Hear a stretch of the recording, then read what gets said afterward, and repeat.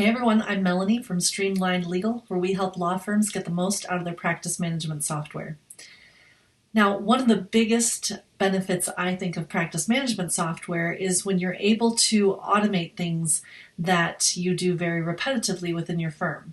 So for example, if every time we're getting a new potential client appointment, we send out the same introduction email kind of telling our potential clients what to expect, that's something that we can try to automate.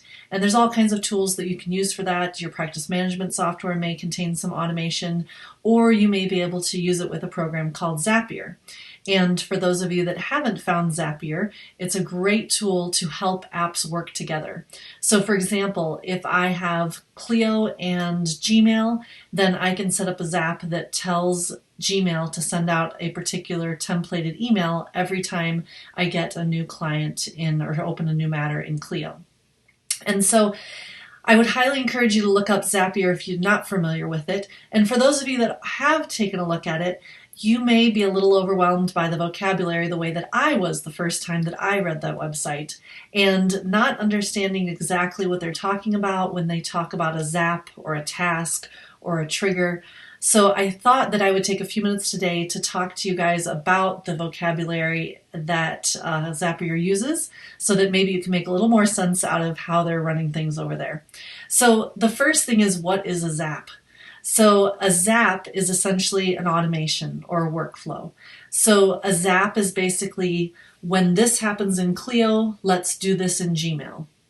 And that would be considered a single step zap, because you have one thing that happens and then a second thing that happens.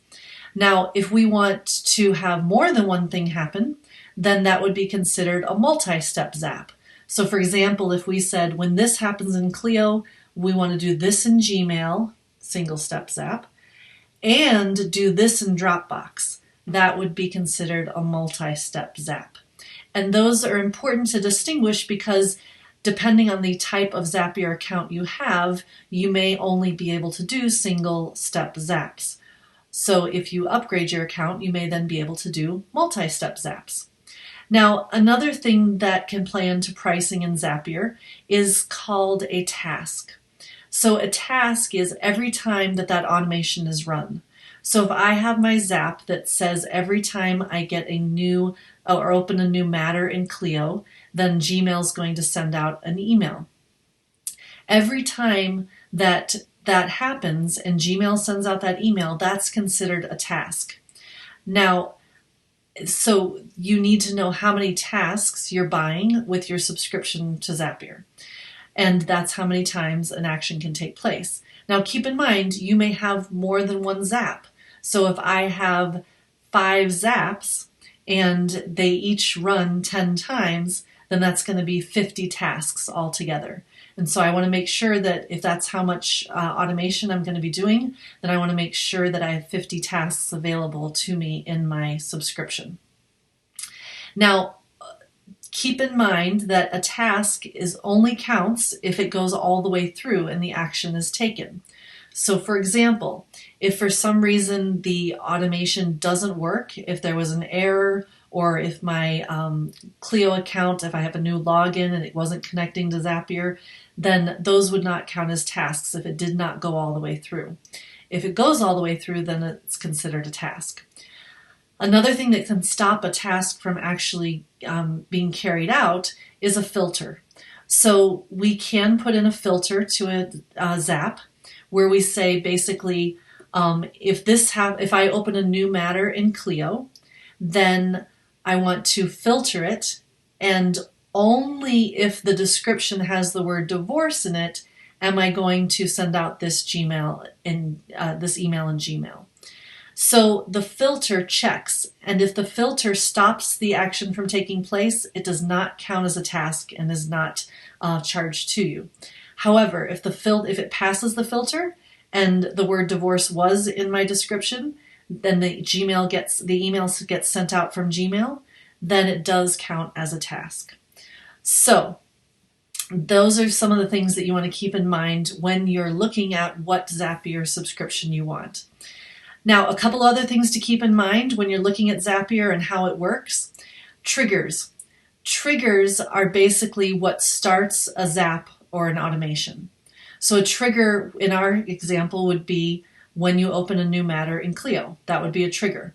Now, each program has its own triggers.